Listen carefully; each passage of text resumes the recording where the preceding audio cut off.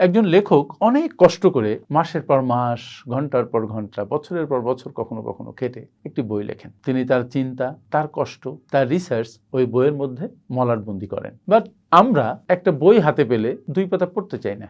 বই পড়লে আমাদের জ্ঞান চক্ষু খোলে, আমাদের মেধা শানিত হয়, আমরা বিশ্বের অনেক কিছু জানতে পারি, নতুন নতুন আইডিয়া মাথার মধ্যে পপ আপ করে। সমস্যা হচ্ছে সময়। তাই আমি আপনাদেরকে বলি যে দিনে অন্তত 20 পাতা পড়ুন, না পারলে 10 পাতা পড়ুন। যদি 10 পাতা পড়েন, মাসে আপনি একটা বই শেষ করতে পারবেন। যদি 20 পাতা পড়েন, তাহলে মাসে আপনি 2টো বই শেষ করতে পারবেন। সময় মাত্র 20 মিনিট। এই 20 মিনিট কোনোভাবে ম্যানেজ করুন, নিজেকে উন্নত করুন, বইয়ের সাথে নিজেকে শামিল করুন, বাসায় একটা ছোট লাইব্রেরি করুন। আপনার পরিবারের জন্য ওই লাইব্রেরি হবে সবচেয়ে বড় উত্তরাধিকার। আপনার সন্তানেরা জানবে তার বাবা মা বই পড়েন, তারাও বই পড়তে উদ্বুদ্ধ হবে, শুধু মোবাইলে স্ক্রল করবে না। বই পড়ুন, বইকে ভালোবাসুন। Thank you.